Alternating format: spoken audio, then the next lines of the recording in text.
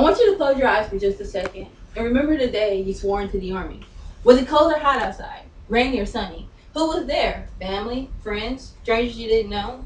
Were you nervous? Excited? Anxious? Did you have butterflies in your stomach? Or were you full of smiles and pride because you knew you were about to join one of the greatest organizations on the entire planet? I was all of those things in one. And the butterflies felt a lot more like nausea.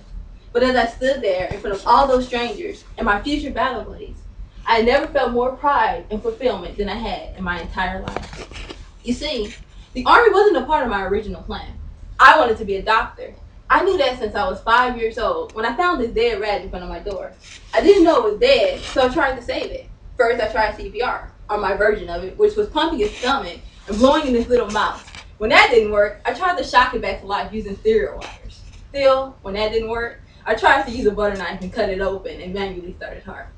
Nevertheless, the rat died, and I got a spanking. But I never forgot the feeling I had having that life in my hands. I knew from that moment on that I wanted to heal people and to save lives. So I put that plan in action. I got good grades in school. I graduated at 17 an honors student, and I started majoring in biology in college. And I went to clinics learning as much as I can about medicine.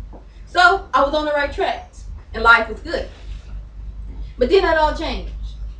My mom called me one weekend and said she wanted me to come home so we can talk.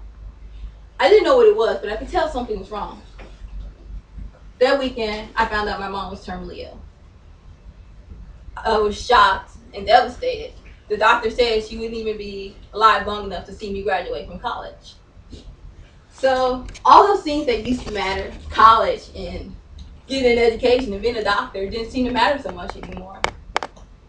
Learning about the miracles of medicine and cures, and it couldn't even save the one person I loved the most. So I just wanted to give up. But instead, I did a major reevaluation of my life, of my beliefs, of what I've learned, everything. And I prayed to God, and I went to church every Sunday just asking for answers to just fill this void. And he finally gave them to me. They came in the form of this egocentric guy who would later become my recruiter. It started off as a joke about making $24 an hour for just sitting around and doing nothing. But as I learned more about the Army, about the values, the soldier creed, and the legacy of all those who came before me, the more I wanted to be a part of that organization. So I joined.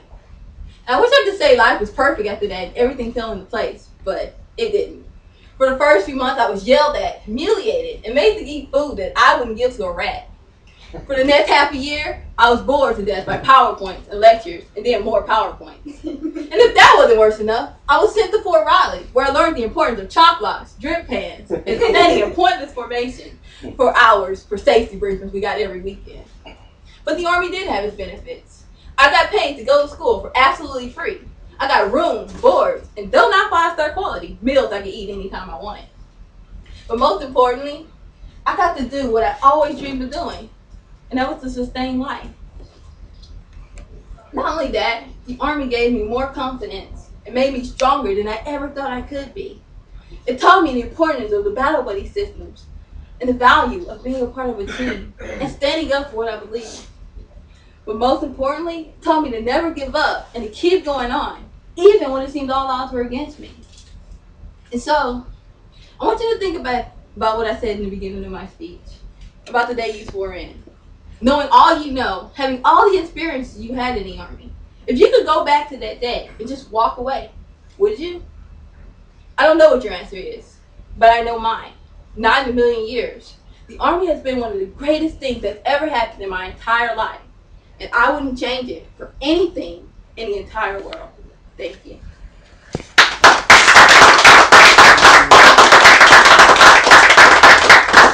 Damn, who was that up there? That was Who fucking dead? Hey. Hey, this is on YouTube for her class. Oh shit. What's up? Okay. She was in her cocoon. Girl.